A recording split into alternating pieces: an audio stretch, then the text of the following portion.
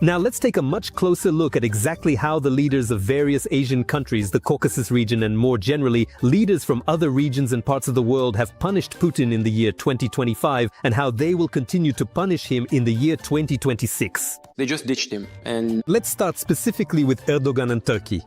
But here, I repeat, Putin is really digging his own grave with his own hands. We struck hard.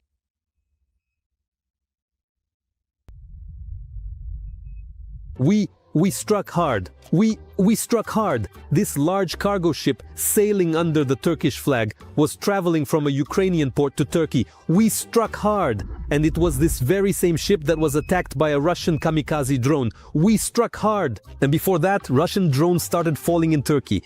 How do you like that? A Russian Orlan crashed. Near Istanbul, local residents found the drone in a field. This is the second incident in a NATO country this week. Earlier, the Turks shot them down, with fighter jets as the target. Russian equipment got lost by hundreds of kilometers. Or is this brazen reconnaissance? And indeed, the whole world is holding its breath. How and with what will Erdogan respond? Turkey will strike back at Russia in response. There is a sharp reaction from the foreign ministry. What will the president's reaction be? I think that militarily Erdogan will hit back very quickly and soon at the Russian Federation. But for now, the president of Turkey is acting more subtly. He is humiliating Putin on the diplomatic front, but, with a kind of military undertone, a certain flavor to it. Turkey intends to return the S-400 surface-to-air missile systems to Russia, which it purchased almost 10 years ago. Abandoning the S-400s will ease tensions in relations with the US and NATO that arose after the deal with Moscow, and will open the way for Turkey to acquire American F-35 fighter jets, which it has long sought. And here, friends, I suggest we dig a little deeper. This will be interesting. Yes, this is our regular segment, but why? So why does Erdogan have a pathological hatred for Putin? Well, just because honestly, that's simply just the way it is, and sometimes that's all there is to it. Don't lie, you nasty little Putinist, there is a specific reason. After all, in reality, Putin didn't attack NATO just yesterday or today, but actually 10 years ago. Back then, the target was specifically Turkey, yes, with Erdogan at the helm. In 2015, Turkey shot down a Russian Su-24 after just 5 minutes of violating its border. The pilot was killed, and Putin never dared to mess with Ankara again. Yeah, and back then in distant 2015, after the annexation of Crimea, Recep Tayyip Erdogan made the following statement. Erdogan warned Russia that it would lose a lot by forfeiting its friendship with Ankara. According to him, Turkey will not tolerate violations of its airspace by Russian military aircraft. Clear, tough, in a language Putin understands. None of that unnecessary diplomacy. And what about Putin? Nothing. He became panic-stricken with fear of Recep Tayyip. Just listen to the things he says about the Turkish leader. President Erdoğan, as a leader, never allows anyone to walk all over him.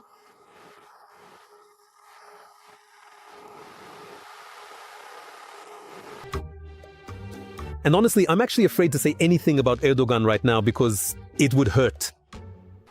To act in the interests of third countries. And even back then, in 2014, the leader of Turkey clearly understood who Putin was, to publicly humiliate the bunker dweller at the first opportunity. Look at how, during the meeting in Tehran, Putin, like a schoolboy, waits for a whole minute until Erdogan deigns to appear.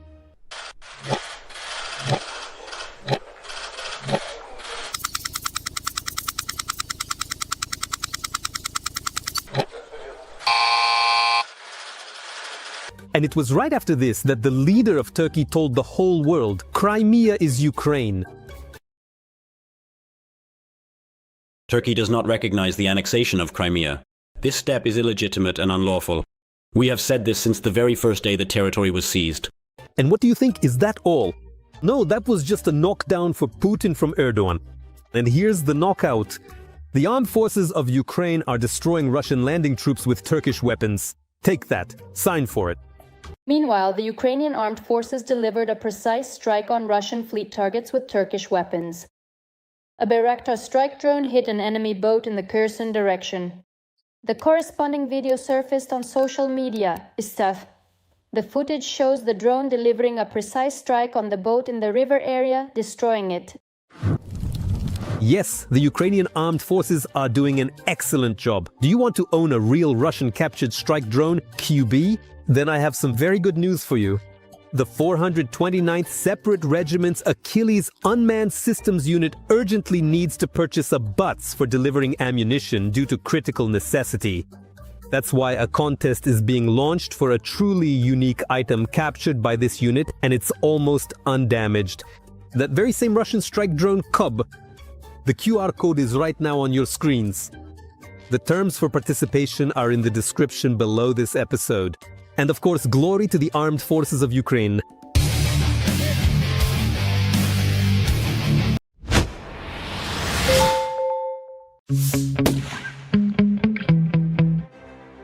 Talk of reductions, but in reality it's all about expansion. While the whole world is trying to limit the spread of nuclear weapons across the planet, a new country has announced its readiness to produce its own atomic bombs.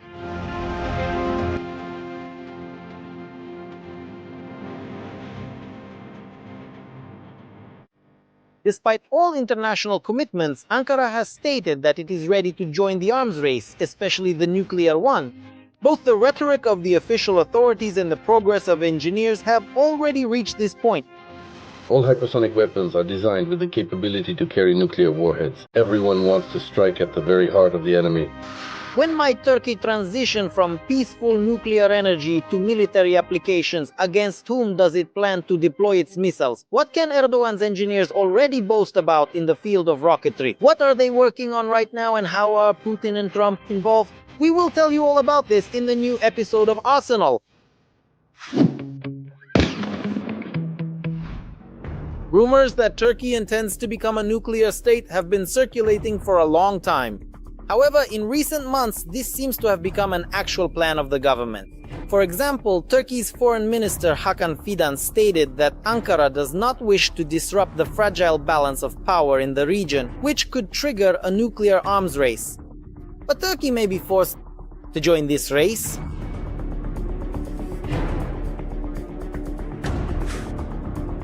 At the same time, analysts note a drastic change in the rhetoric of the Turkish Foreign Ministry.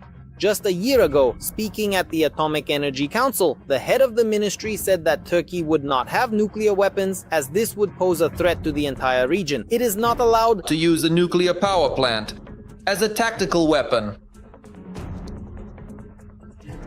It is often said that the use of nuclear weapons poses a severe threat to our clean future. Furthermore, the Middle East remains the most complex and challenging region globally. Now, however, Ankara considers Iran to be the threat to the region. The inaction of the US regarding the destruction of Tehran's nuclear program and the Ayatollah's statements that they will continue to enrich uranium present new challenges for Turkey. Well, and for now, from Turkey's side, this is just an attempt to simply try to test the waters a little to see how things will go. It's unlikely that this means Turkey is ready to start its own nuclear program tomorrow, but Ankara is very interested in how other powers, especially the stronger nuclear powers, will react.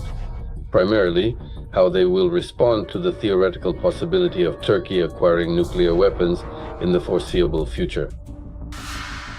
Meanwhile, regarding Turkish nuclear weapons, that's still a prospect for the future, but the delivery systems for warheads have already been developed. The tasks are already accomplished. For example, Ankara will soon receive the modern hypersonic Typhoon Block 4 missile, which already surpasses the Russian Kinzhal in specifications. And even this, analysts say, is not the limit of its capabilities.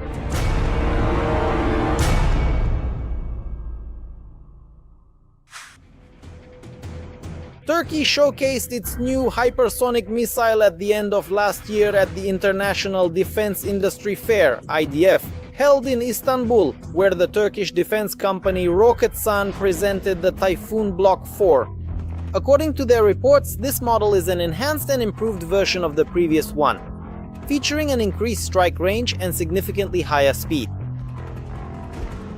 The Typhoon Block 4 achieves a long firing range, setting yet another record for the Turkish defense industry. This new version, weighing over 7 tons and equipped with a multi-purpose warhead, is capable of striking strategic targets, air defense systems, command posts, hangars, and critical facilities from a great distance. A great distance according to the Turkish definition is 3,000 kilometers. That is exactly the range of the brand new Turkish hypersonic missile. Its speed has not been officially disclosed, but many industry experts suggest that the Typhoon will be equipped with an air-breathing engine capable of reaching speeds exceeding Mach 5. In addition, the missile will be able to maneuver at hypersonic speeds, making it virtually invulnerable to air defense systems. I don't think the Turks are aiming to show that they have the fastest missile, because beyond that, a whole bunch of problems start to arise. The Turks are moving step by step, gradually, persistently, but confidently. This needs to be acknowledged. They are increasing speed and improving accuracy.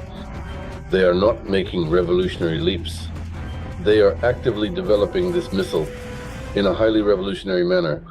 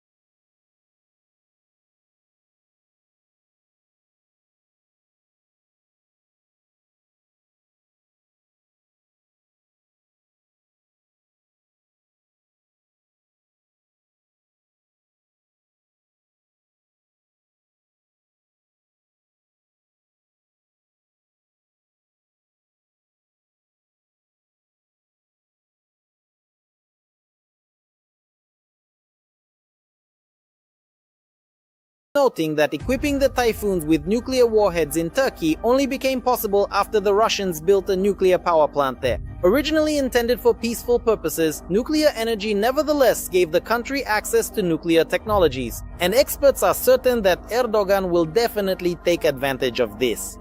I think we shouldn't view the benefits brought by Akü solely in terms of economic gain. After this major project, the country will also possess nuclear technology, something many other countries do not have. So today analysts say it's only a matter of time before Turkey acquires nuclear weapons. And considering Ankara's stance on the war in Ukraine and the country's willingness to become our security guarantor, and even discussions about sending Turkish troops to post-war Ukraine to monitor security on the border with Russia are in the news. For us, this is quite an optimistic outlook. Did you like this video? Then be sure to give it a like and subscribe to our Arsenal channel. The link is in the description below the video,